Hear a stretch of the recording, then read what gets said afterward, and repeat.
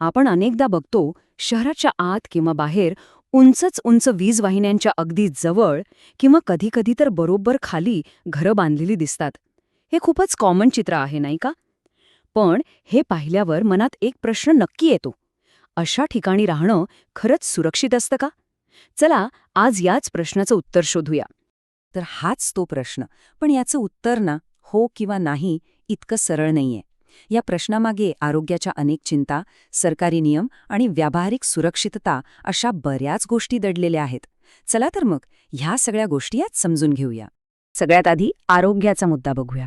कारण शेवटी कायदा किंवा नियम यापेक्षाही आपलं आणि आपल्या कुटुंबाचं आरोग्य जास्त महत्वाचं आहे, बरोबर? या सगळ्या चर्चेच्या मुळाशी आहे इलेक्ट्रोमॅग्नेटिक फील्ड म्हणजेच EMF. आता हे काय आहे?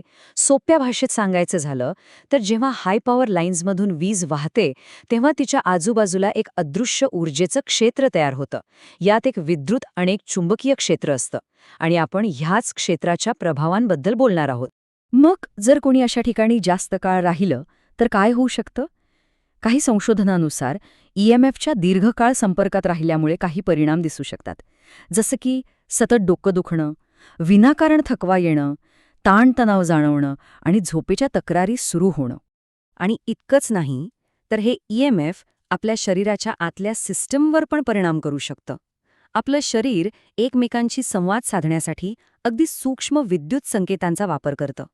या EMFमुळे त्यात अडथळा येऊ शकतो आणि यामुळे काही लोकांमध्ये चिडचिड वाढणं किंवा कोणत्याही गोष्टीवर लक्ष केंद्रित करायला त्रास होणं अशा समस्या दिसू शकतात. सगळ्यात गंभीर चिंता व्यक्त केली जाते ती लहान मुलांबद्दल. काही अभ्यासांनी मुलांमधील रक्ताचा कर्करोग म्हणजे ल्युकेमिया आणि या EMFमध्ये काही संबंध असू शकतो असं सुचवलं आहे. पण एक गोष्ट लक्षात ठेवायला हवी की हे वैज्ञानिकदृष्ट्या अजून निर्णायकपणे सिद्ध झालेलं नाही. मग मोठ्या संस्था काय म्हणतात? जसं की जागतिक आरोग्य संघटना. त्यांच्या मते कमी तीव्रतेच्या EMFमुळे आरोग्याला गंभीर धोका पोचतो याचे कोणतेही ठोस पुरावे सध्या तरी उपलब्ध नाहीत. त्यामुळे वैज्ञानिक पातळीवर यावर अजूनही एकमत नाही. पण इथे एक पण आहे. जरी ठोस पुरावे नसले तरी एक खबरदारीचा उपाय म्हणून बहुतेक तज्ज्ञ काय सांगतात? तर अशा क्षेत्रांमध्ये जास्त काळ राहणं टाळा. म्हणजे धोका सिद्ध झालेला नसला तरी तो टाळणं हेच शहाणपणाचं आहे. चला, आता विज्ञानातून थोडं कायद्याकडे वळूया. आपल्या भारतात याबद्दल काही नियम आहेत का? आणि जर असतील तर ते नक्की काय सांगतात? आता हे आकडे बघून कदाचित आश्चर्य वाटेल. भारतीय विद्युत नियम 1956 नुसार वीज वाहिन्या आणि इमारतींमध्ये कमीत कमी किती अंतर हवं हे ठरवलेलं आहे.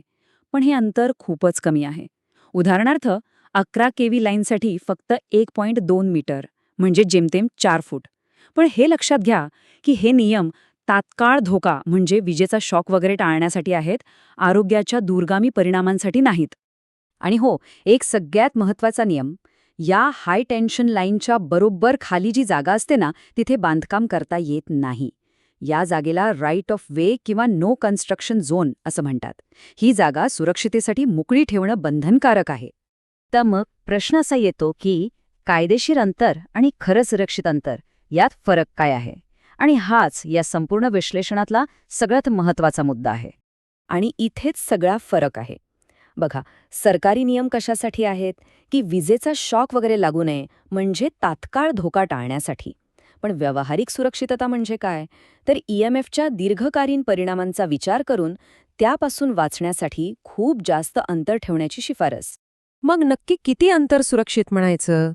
तर तज्ज्ञांच्या मते विजेच्या व्होल्टेजनुसार हे अंतर 15 मीटरपासून ते 50 मीटर किंवा त्यापेक्षाही जास्त असायला हवं. हे आकडे कायदेशीर अंतरापेक्षा कितीतरी जास्त आहेत नाही का? आणि हेच अंतर आरोग्याच्या दृष्टीने खरं सुरक्षित मानलं जातं. चला तर मग आता या सगळ्या माहितीचा उपयोग कसा करायचा? म्हणजे समजा कुणाला घर बांधायचं आहे किंवा घ्यायचं आहे तर त्यांनी नक्की काय करायला हवं? ही एक सोपी चेकलिस्ट आहे. 1. किमान 20-30 मीटरचं सुरक्षित अंतर ठेवाच. 2.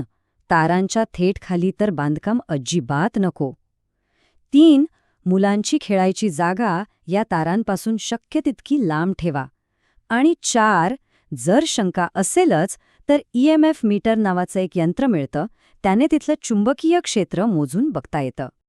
आणि जर हे नियम मोडले तर त्याचे परिणामही गंभीर आहेत.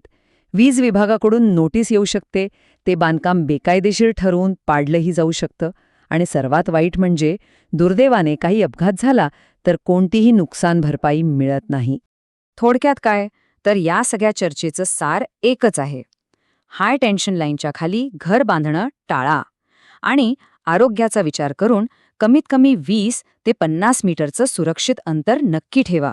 आणि शेवटी एक प्रश्न, कुटुंबाची सुरक्षा फक्त कागदावरच्या नियमांवर अवलंबून असते की माहितीच्या आधारे घेतलेल्या एका योग्य आणि जबाबदार निर्णयावर? विचार करण्यासारखी गोष्ट आहे.